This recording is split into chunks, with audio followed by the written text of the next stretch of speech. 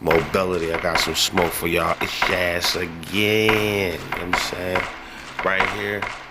Yo, this T.I. Fat Joe. This niggas getting an argument. I don't know if y'all saw this, but there's a lot of things that were said, especially about that that Crime Stop and Stuff T.I. was on. Niggas be starting shit all the time. So, I ain't snitch on nobody, you know what I'm saying? But I was helping. What? I'm gonna leave that alone. I'm a civilian now. Tell me how y'all feel about it. I'm gonna be in here, backing in and out, cause I think I'm gonna have a lot to say on this show. I ain't gonna lie. The thing, bro. When you see me go crazy, like I don't even consider that going crazy. I'm being me. This how I pop it, kid. I'm just telling you. I mean, I ain't really got no. I don't feel no way about how I talk to no another man. You dig what I'm saying? I ain't here to soothe no motherfucking men. I ain't here to tiptoe around no niggas' egos. You dig what I'm saying? You know, you's a man, I'm a man. Shit, we gonna motherfucking. I'm gonna speak to you the way you would speak to me. And shit, we gonna have to have a mutual respect right here. But I think you set the tone off. Mm-hmm. When you had that video with Kevin Hart. Yeah, 50, I did that. 50 responds with the old 1-800-CRIME. Yeah. Hey, hold up, Tip. What was going through your mind when you made that commercial? Like, what? I mean, please, Let me tell you the story. This shit is, hey, listen, so the shit, I had my case going through the shit, negotiate back and forth, and I told my attorneys one thing. Ain't no cooperation. Cooperation is off the table. Ain't no motherfucker, ain't no Rule 35. You know what I mean? Cooperation off the table. But anything else they talking about, I want to hear. You know what I mean? Ain't no cooperation, ain't nothing to tell on, ain't none of that shit. So they came back and was on some shit like, okay, well, we want to use you. We want to use you to help young kids, you know, keep from making the same mistakes as you did, and so on and so forth. And it just kept saying, and work with law enforcement. I said, I ain't working with no goddamn law enforcement now. You know what I'm saying? Now, I'm willing to goddamn go use my testimony and speak to kids to keep them from going down, but I ain't working with no law enforcement. And Yeah, y'all see how Fat Joe scratched his head? My nigga, you was a street guy at the time, bro. You what you mean? You not working with? Yes, you were. You were telling people to call the cops on people, bro. Nigga, you was in violation.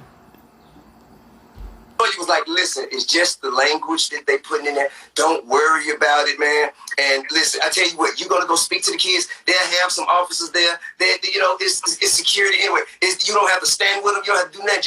And then it had something about a commercial in the plea agreement. And I just kept saying, man, nah, I ain't doing no commercial. I ain't doing no goddamn commercial. Man, I ain't studying that shit.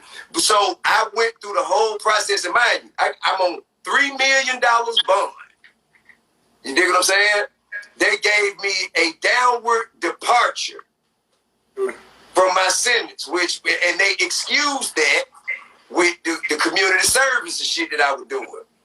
So one of the community service mandates was this commercial they wanted me to do. Now, mind you, what they wanted me to do was, they wanted me to stand in front of some police and shit and goddamn talk I'm like, man, I ain't finna do that.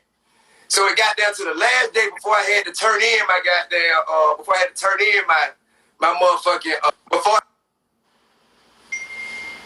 I tell Javon to stop calling me. Before I had to turn in all of my shit, my community service, my 1,000 hours that I had to do in order to be eligible for the downward departure. And motherfucker said, well, shit, you still got to do this drop. I get it. So now, so I did the motherfucking drop. But hey, whoa. I want to say one thing. Mm-hmm.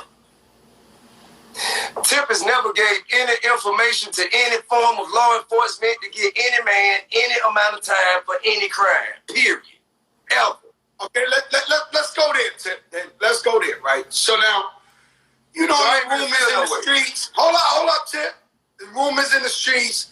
Yo, how he get caught with grenade launchers and silences and all. I didn't want to go there, but you want to go. You want to talk about it? Now let's talk about it. I'm gonna tell you how it happened. I'm gonna tell you how it happened. You pushing this. Yo, Fat Joe, you a real one, man. Yo, Fat Joe, a real one. Ask them questions. Ask them questions. That's what I'm talking about. Conversation. I'm not here to disrespect. I don't give a damn, man. Hey, man, I don't feel no way about it because the truth ain't hard to tell. I don't feel no way about this shit. Let me Okay, go. so See, I get it. See, I all right, so the whole case started, right? I had a security, right? My security, he was telling me, hey, look, we need to upgrade our equipment at the house because I had 24-hour round the house security. We need to upgrade our equipment because we were having shit going on in the city where motherfuckers were goddamn running around with 100-round drones and fully automatics and shit. And, you know, they were running around with handguns. So they kept coming back saying they need to upgrade the equipment. So he'll tell me, shit, man, you need about goddamn 8,000 and we need how much to upgrade the equipment. I give it to him. So he'll go and he'll bring me back shit brand new in the box. I put it in my goddamn, my secret closet. And motherfucking, and you know, every time they come on their detail, they grab whatever piece they want to use and then they put it back when they're done. So the motherfucker kept on just asking me for more shit to buy equipment. So finally he said, it's one last thing we need to get. It costs $10,000. So all right, bet. I gave him $10,000. Never thought about it again. So now this nigga keep calling me. Hey man, I got you. I got something I need to give you. I got something I need to give you. Got something I need to give you. I need to put it in your hand. I said, man, just take it to the house and give it to one of the guys on duty. You know, now I need to put it in your hands. I got to put it in your hands. It's special. I said, man, I'm doing a motherfucking rehearsal for the BET Award. He said, where is that? I said, it's at the Civic Center. He said, good, because I'm right here at the Walgreens. Meet me right here. I said, all right, man, shit. So I pull up. He get in. He's sweating like a motherfucker. And mind you, I told you, I'm used to getting shit in brand new in boxes. This nigga brought me some shit in a motherfucking bag with dust on it and shit. Unzipped and showed me a dusty, rusty ass motherfucker talking about this a fully automatic. Then he went to screwing on the silencer talking about didn't and no flash, no bang. It came with it different. I say, nigga, I ain't asked for this shit, bro. I didn't ask for this shit, bro. This shit, I want this shit brand new in the box like you been getting. I don't want this shit, man. What the fuck wrong with you? All right, so right when I said I ain't want it, boom, they bust. I never took possession. He still had possession. He was still in the car. You dig what I'm saying? I had more guns in the car with me, but guess who they was registered to? Him. He bought the motherfucker. They were his too. Now, what they did was, though, they gave them probable cause to come search my house, so they went in the closet and got my guns out the closet and blase, woo-de-woo. Okay. So now, all the guns in the car, I got beat. And my argument was, well, check this out, bro. If the guns in the car, if you never would have charged me with this, you wouldn't have had no probable cause to get to the house, so you got to kick that out, too. And my lawyer said, okay, look, we can make that argument, but I had a biometric scan with a fingerprint where every time I go in, you motherfucking, I put my fingerprint on there. So it recorded when I opened it with my fingerprint and when other people opened it with the code. So they're like, well, shit, bro, you can't get away from you had constructive possession of these firearms. You might be able to argue that they didn't have probable cause, but why would you go through that if you got a year and a day plea right here? Why would you go to trial and risk 30 years if you lose? If you lose, it'll be, if they charge you for every gun, it can easily be 30 years if you don't beat the motherfucking probable cause. So I said, shit, fuck it, I'll take the motherfucking year and a day. Shit. I take a year and a day too. So that's what motherfuckers, when motherfuckers be talking about why in the fuck did I get off with all that shit? Because the case was weak. The case was weak. I still think every day I wake up thinking I still could have beat him. But I'm glad I got damn shit. I did what the fuck I had to do. So ain't no ratting in that, nigga, at all. And nigga, ain't nobody finna sit and watch no motherfucking commercial and say, well, I wasn't gonna snitch, but since I seen this commercial now, I'm gonna go ahead and tell it. Nigga, if you gonna tell, nigga, you gonna tell. Nigga, fuck the film with commercial or no commercial. And if you a civilian, Because this is what I was speaking to. I was speaking to civilians, nigga. Nigga, if you a civilian, nigga, and you see a motherfucker breaking in a motherfucking old lady house, that old lady that got raped and beat up and robbed, or a kid missing or some shit like that, nigga, if you ain't finna go out and handle that shit yourself, nigga, you gonna have to goddamn get some authorities involved at some point in time, bro. Nigga, that's just a motherfucking man. I don't know what the fuck you talking about, nigga. And nigga think, nigga, I'm a rat, nigga. Knock my nose off when you see me, nigga. Nigga, shoot me in the head, nigga, if you think I'm a motherfucking rat. So it's safe to say you're not feeling rats. You don't like rats. You don't like snitching. You don't like... My nigga, let me tell you something, bro. I'm raised by a motherfucking family full of motherfucking hustlers. Nigga, my uncle did a 10, nigga. My uncle did a 10 because they were looking for my other uncle, and my uncle said, well, shit, I'm who you got. My uncle did a 10. Nigga, my daddy, nigga, goddamn ran numbers and made his money in Harlem, up on the hill, nigga, selling heroin and doing his thing, nigga. I can't go to Thanksgiving dinner being no motherfucker. Go back to motherfucking... I can't go home. Nigga, I can't motherfucking... Nigga, are you serious? Get me fucked up, all of them. And nigga, fix their mouth to say it. Nigga, I see you say it in my face, nigga, I'm going to your shit. Yo, what's up with T.I.? The last 2 weeks, yo, this nigga been tough. What happened to all them big words and shit, man?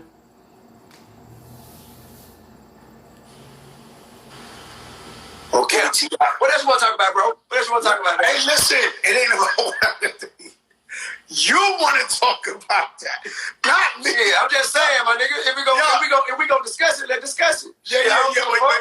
But listen, I didn't bring you up here to talk. It just happened. Man, listen. 594-580-19, nigga. That's my motherfucking number. That's my number. 594-580-19. Clifford J. Harris Jr. Nigga, look me up, nigga. Pull up my motherfucking PSI, nigga. Pull up the court minutes. T.I., you could have chose Snoop Dogg. You could have chose Young Jeezy. You could have chose a whole bunch of rappers to call out for verses. Why 50 Cent? Well, I'm gonna be honest with you, bro. I'm gonna really be honest. I think 50 is in the same time period as me. When 50 dropped Get Rich or Die Trying, I dropped trap music. You dig what I'm saying? I was sitting and watched this. I watched this nigga set the world on fire with that motherfucker. You dig what I'm saying? And I enjoyed the motherfucker too. And I was like, God damn, you know how it is, my nigga, when you goddamn, you scratching out, you scratch zero, goddamn, and you see a motherfucker, that nigga getting all of the motherfucker, that nigga getting every opportunity there is. And that nigga blew the motherfucking world up with it. That nigga blew the motherfucking world up with it. And it's a jamming ass album, bro. It's a jamming ass album, bro. But I want to see, at this point in our careers, I see how it started out. It started out, nigga, you was dominating you dominated the shit out of the game at that time.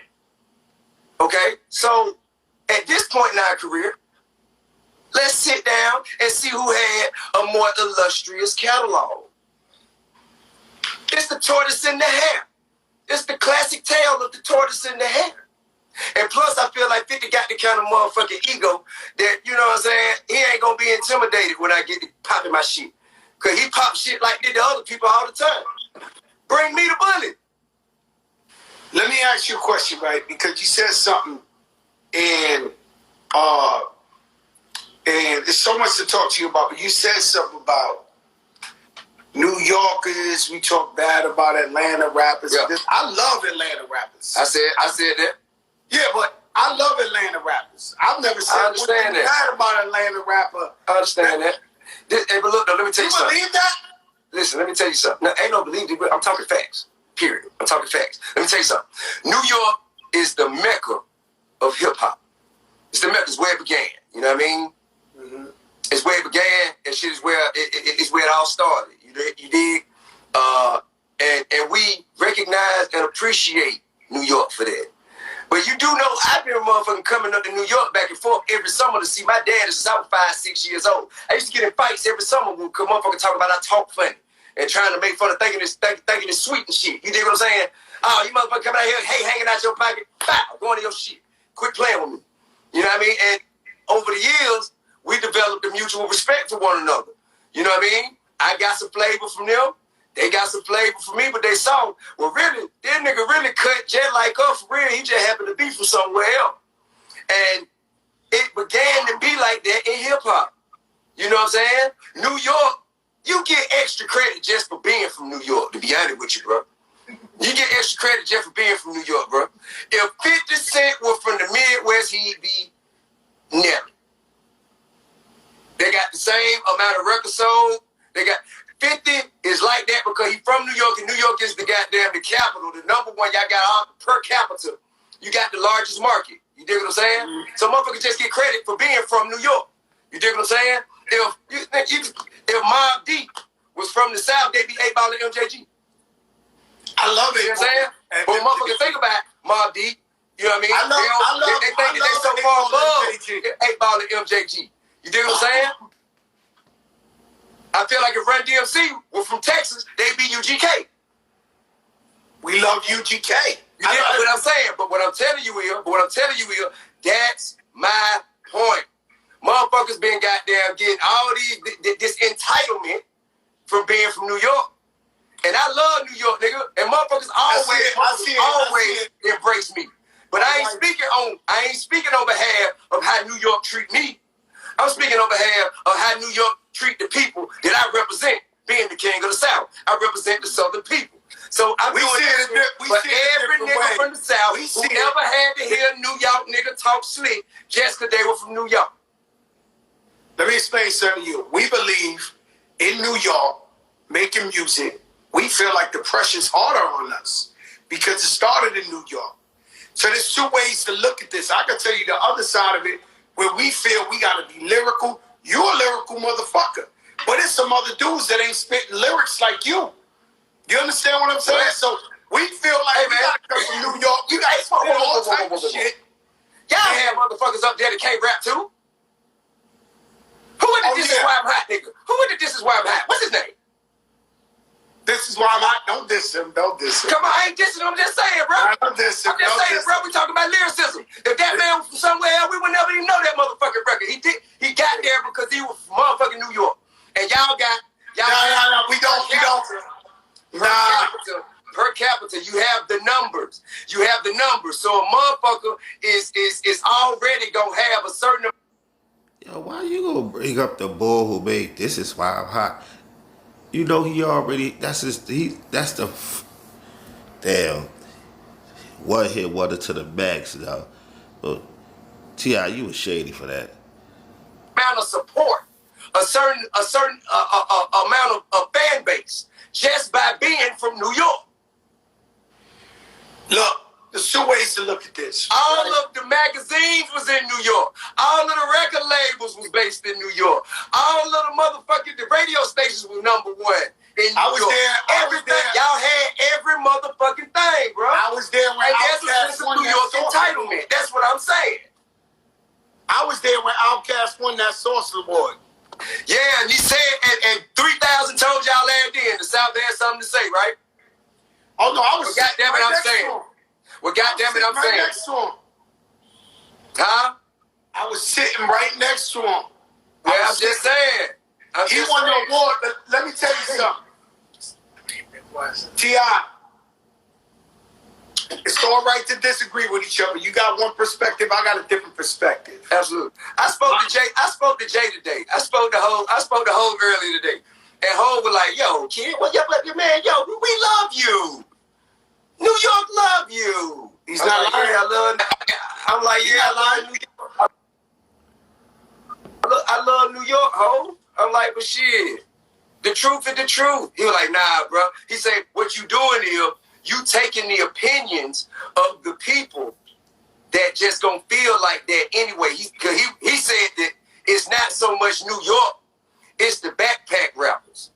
He was like, yo, the backpack rappers, them motherfuckers hated Jay-Z. Them motherfuckers hated, they hated goddamn Biggie. The backpack rappers hated anybody who was from the streets getting money. And he said that was the motherfuckers who was goddamn going at it saying that the South ain't this and the South ain't that. It wasn't the real street niggas. I was like, well, I kind of have to disagree because I know. Listen, bro, I done been in rooms, in studios, where nobody, it was just a bunch of New York niggas. I was the only nigga from the South in the room. And because the motherfuckers fuck with me so much and I fuck with them so much, they kind of forgot I was in the motherfucking room. You dig what I'm saying? And I hear how the nigga talking about, man, you know, damn ass shit, man. Everybody goddamn caring about that. You talking about bitter guys. You know what I mean?